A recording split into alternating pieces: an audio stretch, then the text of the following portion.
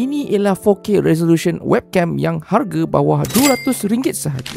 So guys, ini ialah eMeet Pico Plus. Dari segi specs dilengkapi dengan Sony sensor 1/2.55 inch dengan ada AI powered, max resolution 4K, ada 3 color variation yang saya punya ni berwarna hitam. Jadi di dalam kotak korang akan dapat dia punya webcam yang saiz kecil dan compact. Dan aksesoris lain korang akan dapat dia punya USB-C, itu USB-C cable berserta dia punya adapter USB-A. Ada camera privacy cover untuk tutup dia punya lens, user manual, dan juga ada adjustable mount untuk korang pasang korang punya webcam.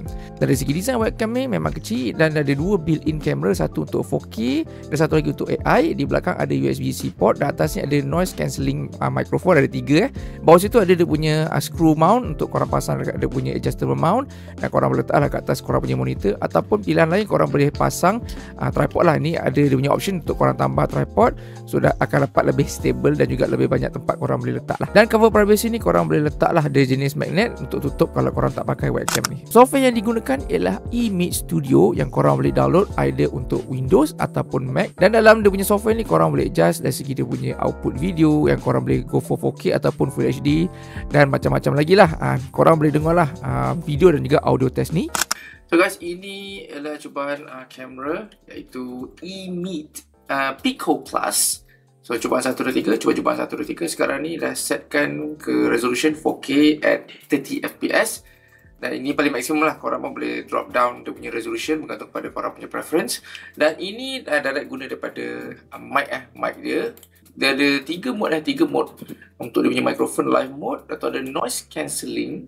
So boleh dengar perbezaan tak? Okay. Sebab sekarang ni ada bunyi kipas, so maybe dia dapat reducekan bunyi kipas. Filter, right, nostalgia, okay. Blues, adalah beberapa preset yang korang boleh. Yang lain assistant dari segi fokus, korang boleh change lah focus meter ataupun korang boleh change daripada autofocus ke manual lah. Autofocus pun quite laju Tengok ni, letak sini. Okay, laju saya agak impress dia punya autofocus dia. Ini kalau korang nak buat untuk live stream, nak tunjuk produk whatsoever, dia tak adalah korang kena macam tunggu lama sikit. Ni korang tunjuk sikit, dia terus fokus.